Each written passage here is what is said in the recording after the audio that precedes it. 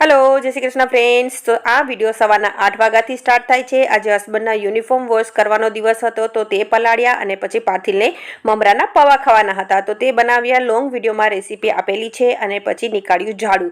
ત્યાં તો હસબન્ડ ઉઠી ગયા તો જ્યારે બધા ઘરમાં હોય ત્યારે કન્ટિન્યુ કામ થતું નથી તો હસબન્ડ માટે ચા બનાવી અને પાછી લાગી ગઈ છું કામમાં। વોશ બેસિનને વોશ કર્યું અને પછી પોતું લગાવ્યું અને પોતું મારી અને જતી રહી હતી નાવા। તો નાઈને ભગવાનજીના દીવાબત્તી કર્યા। નવરાત્રી ચાલે છે તો ભોગ બનાવ્યો, ખીર, પૂરી અને શાકનો અને રાતનું ડિનર પણ અત્યારે જ બનાવી લીધું હતું કારણ કે આ મારું બધાનું ફેવરિટ મેનુ હતું।